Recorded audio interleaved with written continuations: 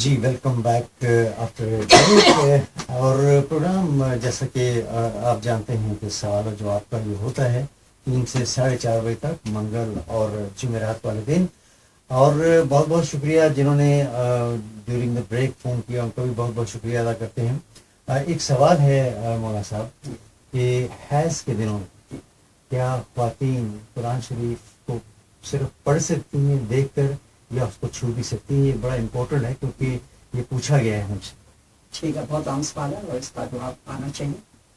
اس حوالے سے اس کا جواب یہ ہے کہ جب اللہ نماز معاف کرتے ہیں ان دنوں میں، بیماری کے دنوں میں، تو قرآن شریف نہ تو ہاتھ لگا سکتی ہیں خواتین، نہ قرآن شریف کی تلاوت کر سکتی ہیں.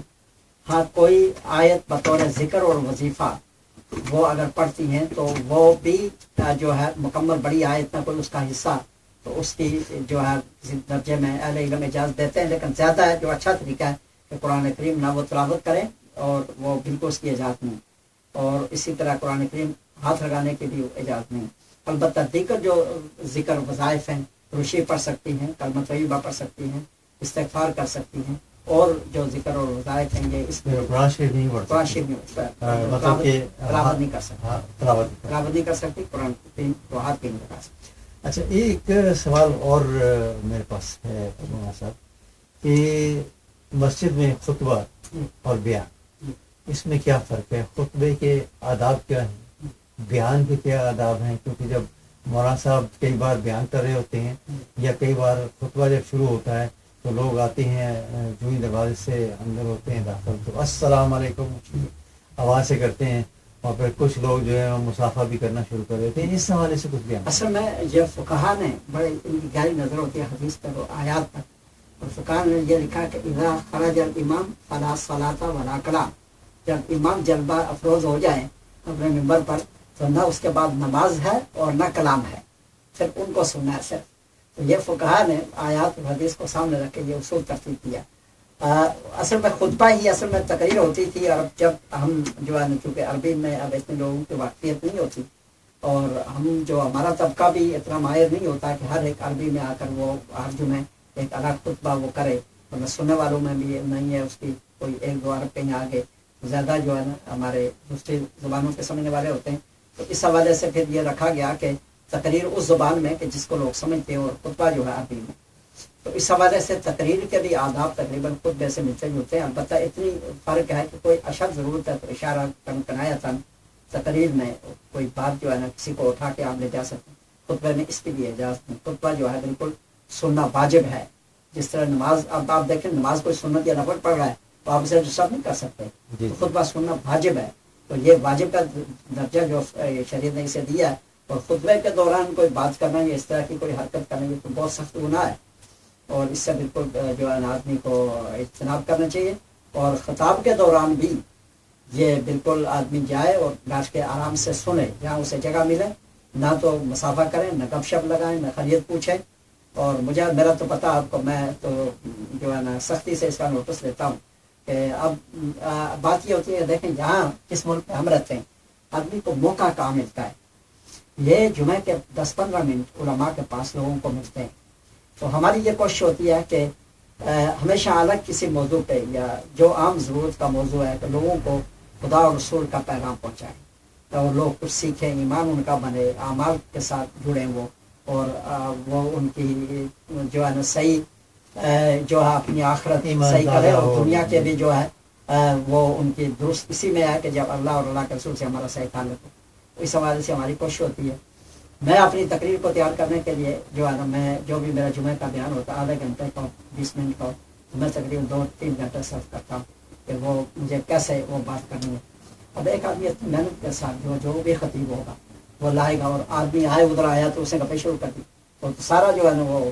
اس حوالے سے میں یہ کہا کرتا ہوں کہ جن کو نہیں نا وہ پیچھے جا کے کہیں الگ جو بیٹھے گا، میرے پروگرام کو آپ ڈسٹرب نہ کریں. اگر جس کو نہیں سننا تو وہ باہر کھڑا رہے. بات یہ ہے کہ یہ بہت قیمتی چیز ہے اور لوگ سیکھتے ہیں، سیکھنے سکھانے کا یہ پروگرام ہوتا ہے. اور ان ممالک میں لوگ بہت بزی ہیں اور لوگوں کو پتہ ہے کہاں انہیں جانا ہے، کیا سیکھنا ہے. اور ہماری یہ کوشش ہوتی ہے کہ لوگوں کو ہم قرآن سے حدیث سے کوئی آیات اور حدیث کے حوالے سے بتاتے رہیں کہ کچھ نہ کچھ ہمارا تعلق یہ جاری رہے. تو اب اس حوالے سے جو بہت یہ ضروری ہے کہ لوگ بہت ادب اور احترام سے سنیں، بیٹھیں اور کوئی بات کسی قسم کی نہ کریں، اسی نہ کے خطبے ساتھ کے دوران نہ تقریر کے دوران۔ اسی کے ساتھ ایک سوال اور میں جو پوچھوں وہ یہ کہ ایک شخص قرآن شریف پڑھ رہا ہے جی اور دوسرا آ کے سلام کرتا ہے، جی وہ کچھ دیر کے بعد اس کو سلام کا جواب دیتا ہے، شاید وہ جو تلاوت کر رہا ہے اس کو ختم کر کے سلام دینا چاہتا ہے، تو کیا اس بندے کو برا بنانا چاہیے جس نے سلام کیا اور اس کو جواب جلدی نہیں یہ اس کو اپنی جہالت کا ماتم کرنا چاہیے، برا نہ بنائے۔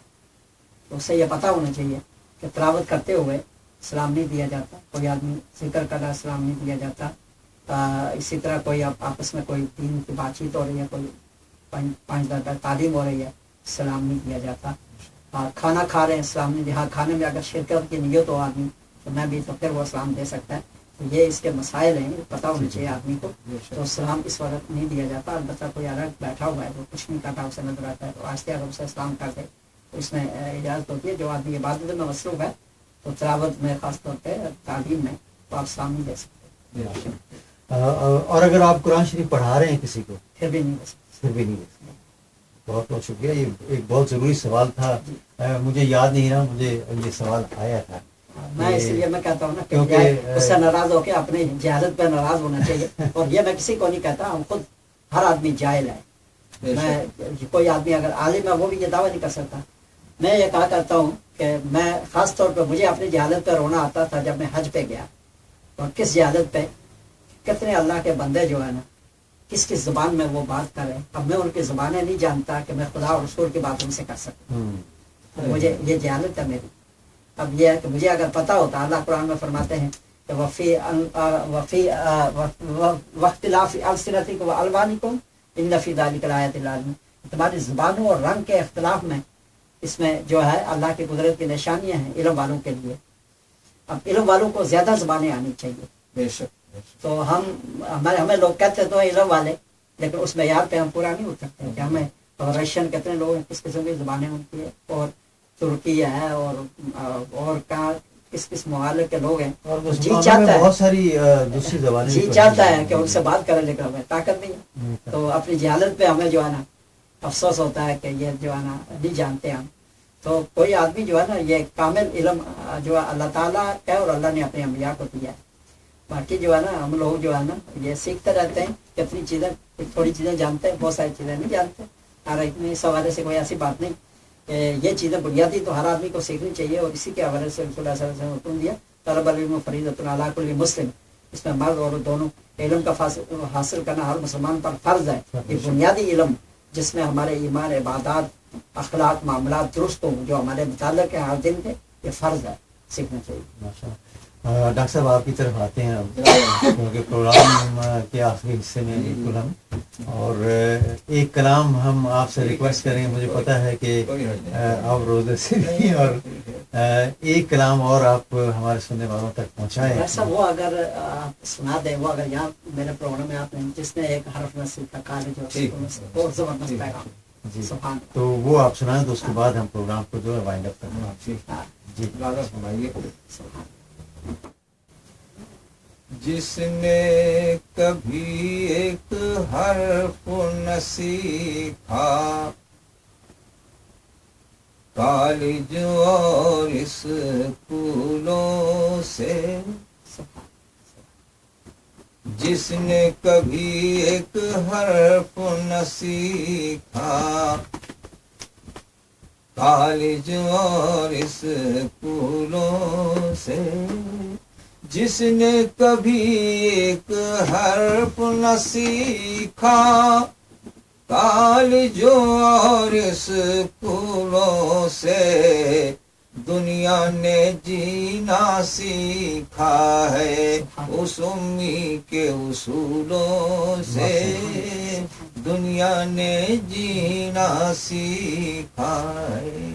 آدم سے تا حضرت عیسیٰ، عیسیٰ سے تا ختم رسول، آدم سے تا حضرت عیسیٰ، عیسیٰ سے تا ختم رسول، جس نے بھی جو روشنی پائی پائی ہے وہ رسولوں سے، جس نے بھی جو روشنی پائی، پائی ہے وہ رسولوں سے۔ وہ تو رحمت بن کر آئے تھے ساری دنیا کے لیے، سبحان وہ تو رحمت بن کر آئے تھے ساری دنیا کے لیے۔ دشمن کو بھی مارا تو مارا اخلاق کے پھولوں سے، دشمن کو بھی مارا تو وہ تو رحمت بن کر آئے تھے ساری دنیا کے لیے۔ دشمن کو بھی مارا تو مارا اخلاق کے پھولوں سے۔ چلتے رہیں گے چلنے والے جادہ رحمت عالم پر، سبحان چلتے رہیں گے چلنے والے جادہ رحمت عالم پر۔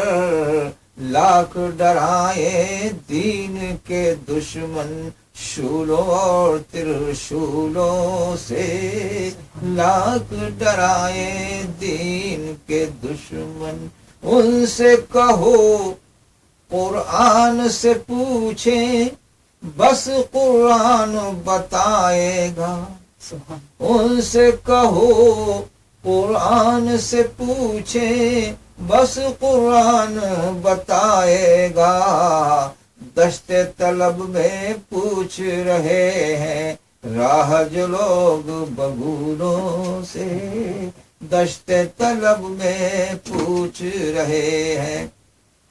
صدیق و فاروق ہو یا ہوں عثمان و حیدر تابش، صدیق و فاروق ہو یا ہوں اس عثمان و حیدر تابش، ہے شاداب اسلام کا گلشن آج بھی چاروں پھولوں سے، ہے شاداب اسلام کا گلشن آج بھی چاروں پھولوں سے۔ جس نے کبھی ایک حرف نہ سیکھا کالج اور اسکولوں سے، دنیا نے جینا سیکھا ہے اس امی کے اصولوں سے۔ ماشاءاللہ ماشاءاللہ۔ پروگرام جو ہے وہ اب اختتام کو پہنچ رہا ہے، دو چار منٹ رہ گئے ہیں۔ مولانا صاحب آپ کچھ کہنا چاہ رہے ہیں؟ میں اپنے تمام سامعین کو یہ کہوں گا کہ انشاءاللہ اتوار کو تقریباً 2:30 بجے ہم الحبیب ویلفیئر فاؤنڈیشن کے حوالے سے اپیل کریں گے ریڈیو رمضان پر، اور تمام سامعین سے گزارش ہے کہ اس میں حصہ لیں اور اپنا تعاون شامل کریں۔ ہم باغ جب زلزلے سے متاثر ہوا تھا یہ کام شروع کیا تھا، اور گزشتہ سال سے ہم نے چنداز جو کنٹری سے آ کے انتہائی غربت اس علاقے میں وہاں بھی کام شروع کیا ہے، اور یہ تمام جو تعاون ہوتا ہے وہ 100% ضرورت مندوں تک پہنچایا جاتا ہے، اور یتیم لوگوں کے ساتھ ہمارا زیادہ کام ہے، اور اس حوالے سے لوگوں سے درخواست ہے سامعین سے کہ اس میں شرکت کریں۔ اب آپ نے چیریٹی کے حوالے سے بات کر دی ہے، میں تو چیریٹی کے حوالے سے بات نہیں کر سکتا، میں صرف انجمن سرحدی یتیم خانے کے حوالے سے بات کر سکتا ہوں اچھا اچھا کہ مطلب ہے کہ جہاں جہاں انسان دے سکتا ہے وہ ضرور دے، جتنی یتیم فساد ہے وہ ضرور دے۔ صحیح، جو انجمن سرحدی یتیم خانہ ہے اس کے ساتھ بھی ضرور آپ تعاون کیجیے گا، اور انشاءاللہ جو پیسے ہیں آپ کے، میں تو صرف ایک بات کہتا ہوں، اور میں یہ بات گڑگڑا کر کہتا ہوں کیونکہ مجھے اس میں کہنے میں کوئی عار نہیں، کہ جو بھی یتیم خانے کے لیے پیسے مجھ تک پہنچتے ہیں وہ سالم کے سالم، اس میں کوئی کٹوتی نہیں ہوتی، کوئی ہمارا خرچہ نہیں ہوتا، اور جو بھیجنے کی فیس وغیرہ ہوتی ہے وہ بھی ہم خود ہی دیتے ہیں، میں خود ہی دیتا ہوں۔ نہیں میں اس کا دعا بالکل نہیں، میں یہ کہنا چاہ رہا تھا کہ میں مولانا صاحب اصل میں بات یہ ہے کہ شک و شبہات تو ہوتی ہیں لوگوں میں، لیکن میں صرف یہ کہنا چاہ رہا تھا کہ مجھ پر وہ پیسے حرام، وہ جتنے پیسے ہیں وہ سب کے سب جو ہیں وہ یتیم خانے کو پہنچتے ہیں، اور اس کی رسیدیں جو ہیں وہ بھی ہمارے پاس آ جاتی ہیں۔ اور اب آپ کی مسجد میں الحمدللہ ہم نے 391 پاؤنڈ جو ہیں وہ اکٹھے کیے تھے، وہ آلریڈی جا چکے ہیں, پہنچ چکے ہیں, اور ابھی ابھی فون پہ دیکھا ہے میں نے, وہاں سے میسج آیا ہے کہ وہ پیسے انہوں نے رسیو کر لیے ہیں بینک سے, تو وہ رسید بھی بھیج رہے ہیں.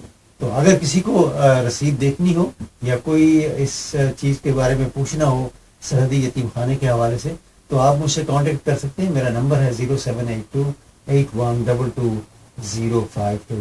آپ مجھے اپنی ای میل بھیجیے گا اور میں ان کی تمام انفارمیشن جو رسیدیں آتی ہیں وہ بھی آپ تک پہنچاؤں گا.